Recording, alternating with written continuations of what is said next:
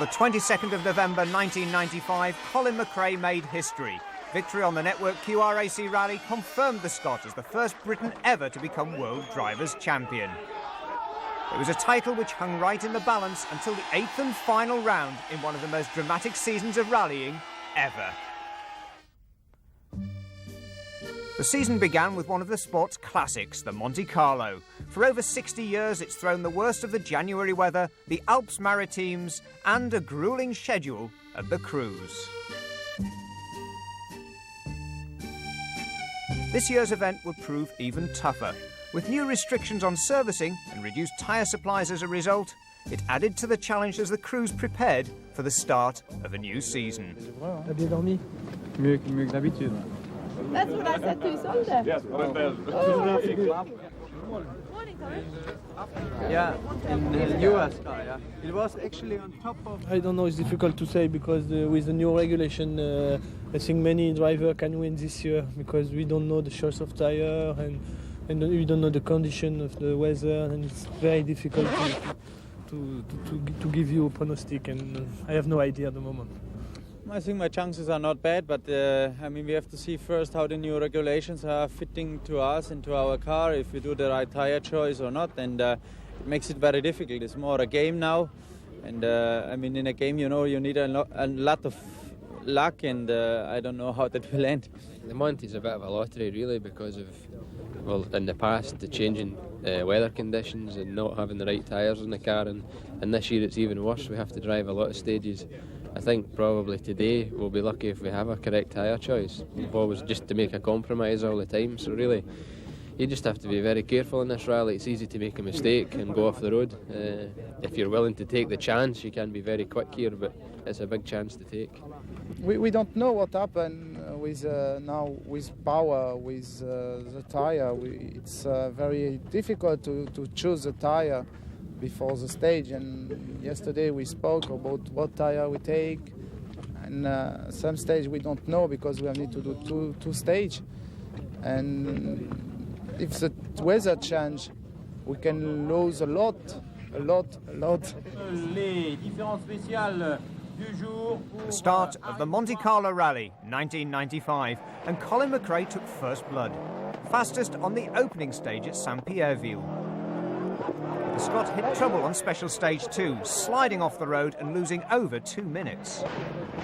McRae fought back with another faster stage time, but he went off the road again on the 36-kilometre Sisteron stage, this time permanently. About 10 k's into the Sisteron stage, on the notes we had patchy ice marked on one left-hander fairly quick, maybe 5th gear. But the problem is the gravel crew or the ice note crew go over 3 hours before, so you could see the two tracks, but the two tracks by that time were black ice, so we obviously backed off when we heard the caution for the ice, but it just wasn't enough, and the car just slid to the outside of the road and off the bank. McRae's problems promoted Sainz into the lead. The former double world champion was giving a more measured start to this event. But that didn't prevent the Spaniard from hitting trouble too in the changeable conditions.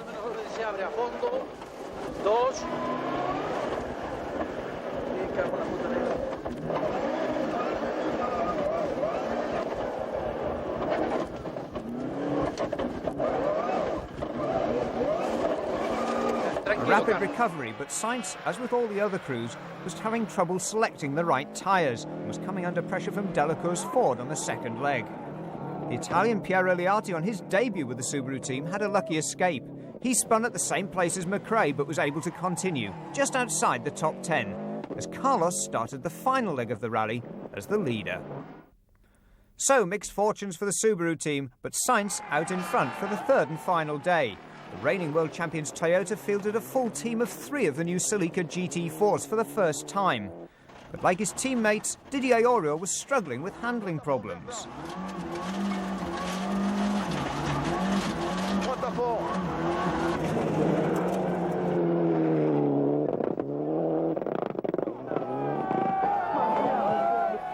Despite the support from his home crowd, the reigning champion was only 5th fastest, despite pushing the Celica to the very limit. Juha Hankinen was struggling too, feeling that his Toyota was down on power as well.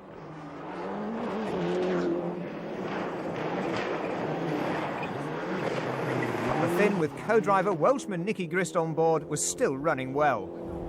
He set 3 fastest stage times and was holding on to 4th place.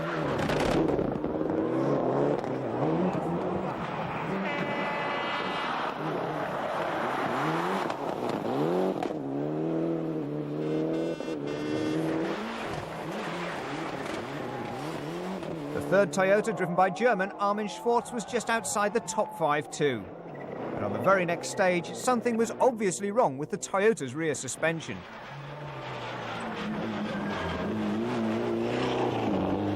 A rock had broken the wishbone, giving the German unwanted 4-wheel steering. But he survived to start the final leg in 8th place, with his teammate Juha Hankinen 4th and Didier Auriol 5th. The crowd were willing to do anything for a better view of their hero Delacour, who was spearheading the Ford attack. It must have been a wild ride for Catherine Francoise on her debut as his co-driver, as Delacour reeled in Sainz's early advantage. Mind you, the Frenchman wasn't too happy with the new format of the event, being forced to turn into mechanics because of the new service restrictions. Cannot be concentrate on a 40-kilometer stage and after to do 30 minutes mechanics. I change the brake, the front brake. I remove also the studs on the tire. Then normally you have 30 minutes to be relaxed and to have some rest, and you have to do some mechanics. Then this is really stupid. Notwithstanding his aversion to spanner work, Delacour now was in a real position to challenge for the lead, ably supported by the Belgian Bruno Thierry in the second escort. The RAS Motorsport prepared car was performing perfectly. Despite some problems with tyre choices in the rapidly changing conditions, Thierry would start the third and final leg in a strong 6th place.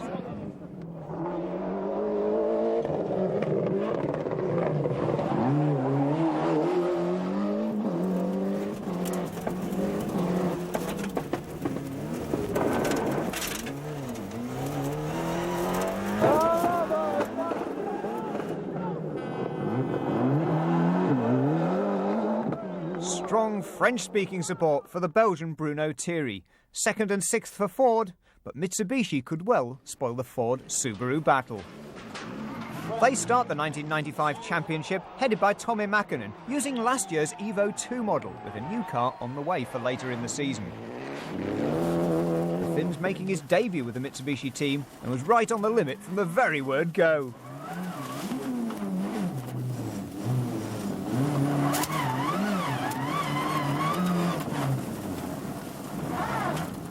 Swift handbrake turn to regain the right direction. Mäkinen at least found a soft snowbank, which allowed the Lancer to continue in a fine 3rd place.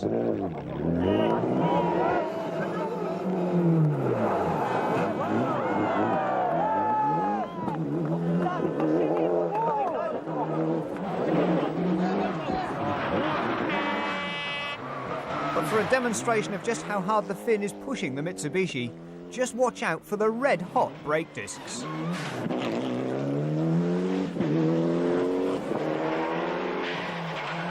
Mäkinen's teammate for the Monte Carlo was the experienced Italian Andrea Aghini. Ex-Lancia, ex-Toyota, he's the ideal tarmac expert to match Mäkinen's loose surface ability. And he's pretty spectacular on the snow too.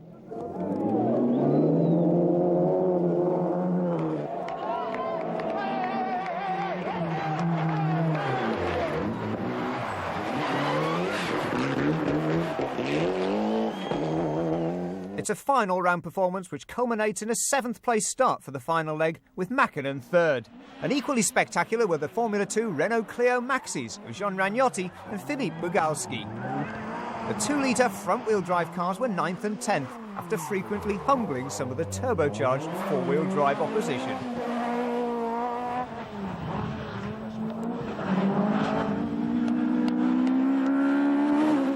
So with 2 of the legs completed and 1 still to go, it's Carlos Sainz with a slender 12-second lead over Francois Delacour, with Mäkinen in the Mitsubishi third ahead of the Toyotas.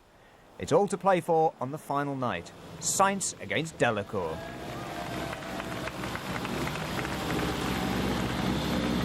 The classic Hellfire Loop, the Col de Torini, nearly 1,000 metres above sea level, taking you from the Mediterranean to the snow and ice.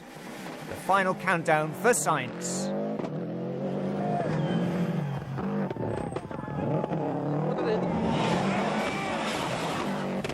It's a long story, and everything started with a black cat crossing the road 1 kilometre before they switch off the car. All of a sudden, the lights went off in the car, and the car stopped. The main switch came off. Carlos tried to put it back again after 5 or 10 seconds when we realized what was going on. And then he tried to put it again. We started, but it was coming off again. So then I have to lose my seatbelt a bit and push there, and it was bent during 15 kilometers in the States, trying to read the pace notes. It was not so easy. Carlos was all the time asking me, is it okay, Luis, is it okay? And I said, Carlos, the faster you get to the end, the better it will be for me, so please hurry. Problems for Sainz. Now can Delacour take advantage? The Frenchman tries, but he too has problems. I think the left choke absorber is wrong, and the choke absorber was broken. It was a new one, but I don't know, there was maybe a mistake inside the choke absorber. And after 100 meters on the stage, I realized that for me to win the rally was completely finished. The fans continue their celebrations, warming and cooling simultaneously, as Isolde Holderide in 10th place heads for the Ladies' Cup honours. Swiss driver Philippe Camandona in his Group N Escort takes the production category. Ahead of him in 8th position is Pierre Eliatti on his debut with the Subaru team. The lone Renault of Jon Ranotti takes a popular Formula 2 victory. 7th overall. Ahead of Andrea Aghini in the Mitsubishi, he's 6th. Bruno Thierry, 5th overall in his Ford Escort Cosworth, was ahead of the disappointed Tommi Mäkinen, down to 4th place from 3rd on the final stage.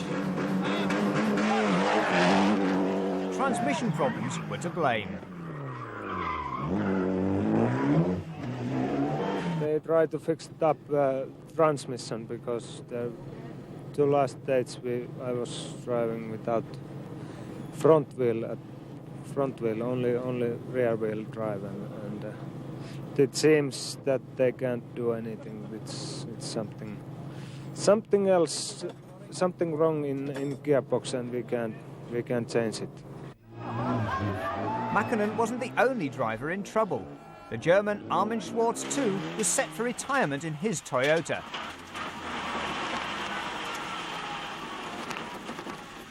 Power failure puts him out of the event. Didier Auriol too was set not to make it to Monte Carlo, and as he slid off the road, it left it open for Juha Kankkunen to make it to 3rd place, although not without heavy rear-end damage.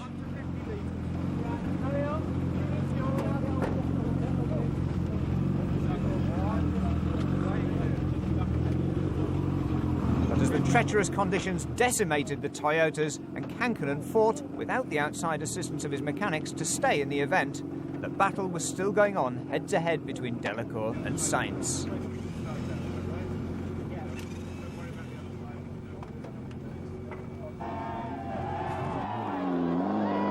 Delacour gave it everything he knew, but he couldn't quite make it to the 1st position.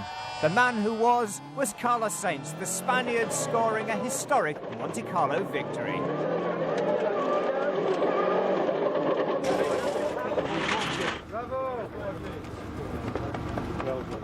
At the end, everything was working okay.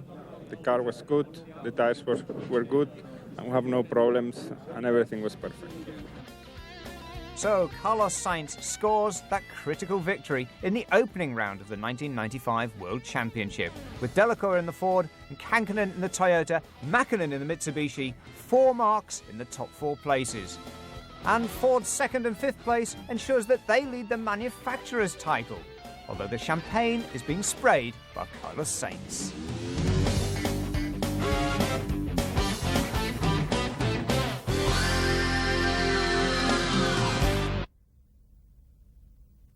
For round 2 of the World Rally Championship, the teams head north, a long way north.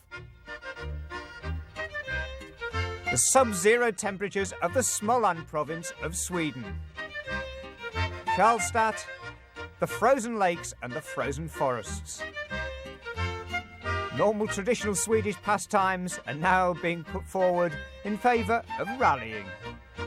And Kenneth Eriksson is the local hero. But Colin McRae is the man that they're all watching for his spectacular style.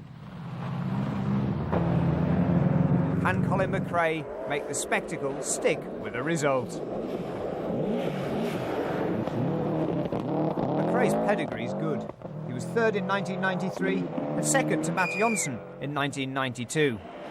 The Subaru team were already in trouble. First, they were having problems getting their Pirellis to stick in the snowy conditions, despite the studs on the treads. Secondly, the oil pressure on the Subarus was going off the clock in the cold conditions.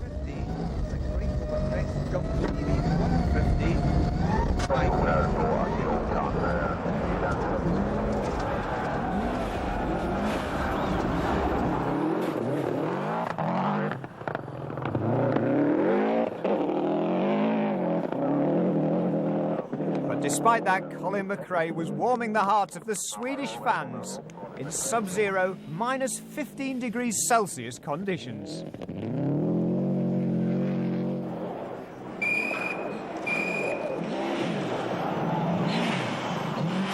Carlos Sainz in the second of the Subarus was pushing just as hard.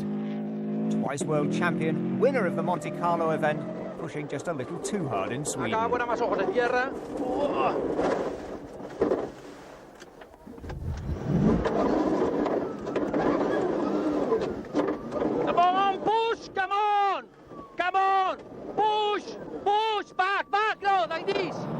This delay would lose Carlos precious time on his Swedish rally debut, but it was nothing to what was round the corner.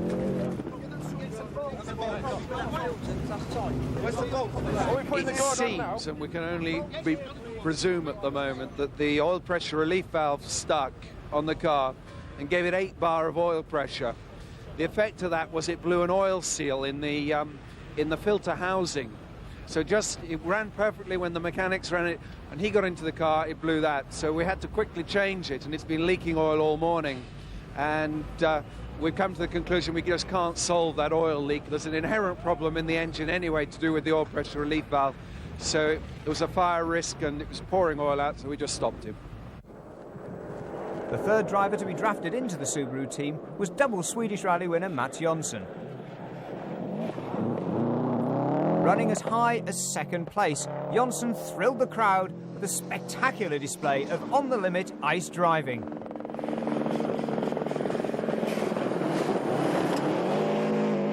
However, although he and Colin McRae finished 4th and 7th at the end of the second day, they were neither set to start day 3. Reigning world champion Didier Auriol was right on the limit from the word go in his Toyota. The team had switched from their regular tyre suppliers Michelin to a local tyre known as the Lappy, and the chisel-edge snow tyres were working for the Frenchman.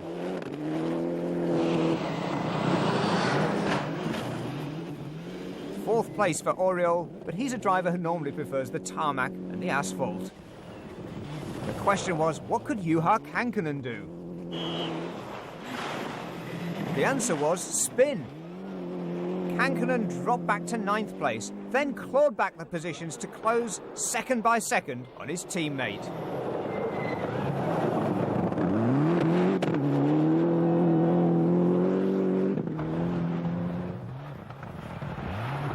Swedish Championship ace Thomas Radstrom joined to provide the local knowledge for the Toyota team. It was a clever piece of strategy by Toyota. Radstrom's leading their challenge in 3rd place.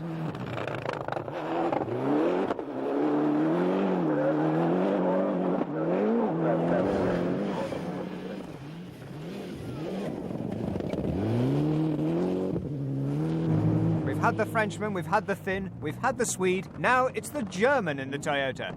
Armin Schwartz off the line. But this is Armin's first experience of the Swedish rally. He's not nominated to score championship points, which is just as well. He's struggling to get into the top 10. So the point scorers for Toyota after the second leg of the event, Thomas Radstrom leads the way in third ahead of Oriol fifth and Juha Kankkunen sixth. But Kenneth Eriksson in the Mitsubishi is definitely the home hero. He storms through the opening 2 days of the event and extends a steady lead over his teammate Tommi Mäkinen.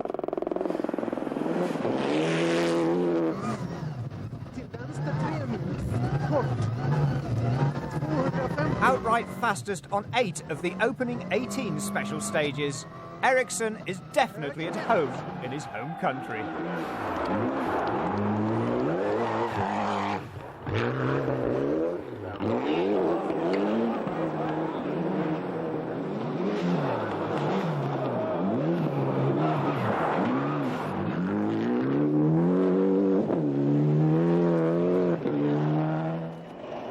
Equally at home and equally spectacular is the second Mitsubishi. The flying Finn Tommi Mäkinen has attracted support from across the border. He's even been featured on their national lottery. And a storming performance by the Finn brings him to within just 1 second of Eriksson's lead. Heading into the night and towards the final overnight halt, the question is, will Team Orders rear their ugly head? You're 1 second behind your teammate, Kenneth. Will Team Orders apply tomorrow? I don't have any idea. That's up to the manager. We'll see tomorrow. Oh, I don't know. I will try to stay ahead of Tommy if it's possible, and I think I have a good chance. Do you think Team Orders will be put into play? I don't know. Well, I don't think we're in a position to give team orders. I mean, I know they've come in here tonight a second apart, and it's, you know, there's going to be a big fight. That's natural, but we'll see how things go in the morning. We'll see what the conditions are like. The decision made by the Mitsubishi team management was that Kenneth Eriksson would be allowed to hold on to his overnight lead. Meanwhile, in the Ford camp, Francois Delacour and Bruno Thierry were both on their first ever Swedish events. The Ford team had also drafted in Stig Blomqvist for his 26th Swedish rally to add some experience to the side. For Delacour's, it was a very steep learning curve. And a brief lesson too. Mingled with the powder snow, there is oil smoke in the slipstream of the Escort Cosworth. Delacour heading for retirement after just 12 stages with a blown engine.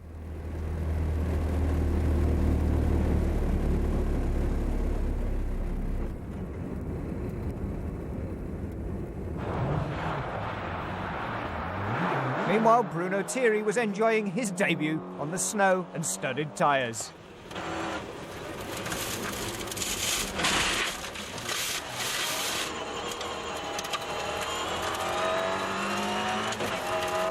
Yes, 2 stations we went 2 times off the roads. Now I think we must little bit calmer. A little bit calmer for Bruno Thierry looks like this.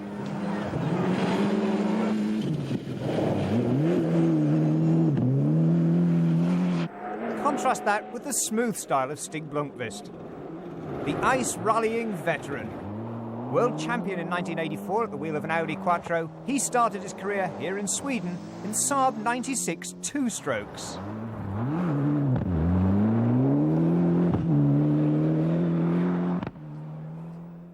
So the Ford results with Stig Blomqvist heading the positions after the second leg in 8th place, 1 ahead of Bruno Thierry. And the overall results show Eriksson and Mäkinen 1 second apart at the head of the leaderboard, ahead of Thomas Radstrom's Toyota, but neither Colin McRae nor Mats Jonsson will restart in their Subarus. But problems of a different nature for Kenneth Eriksson as the day dawns. He's first car on the road, the rally leader, and team orders say he should stay there. But he's acting as a snowplough in a near blizzard, clearing the way and with no tyre marks to follow on the special stages. It's near a pure whiteout. Break 30, vänster ingång, för 1 plus, halvlång, 30. It's stunning to look at from outside the car, but it's very tough indeed for the Swede on his home event.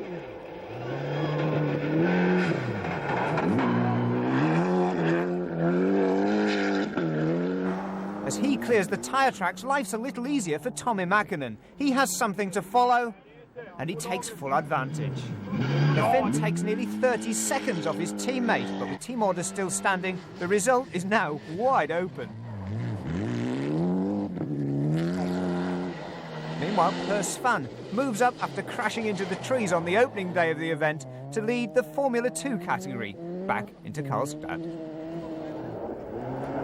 Kenneth Backlund is heading for victory in the Group N category, again for the Mitsubishi marque. A good event for them.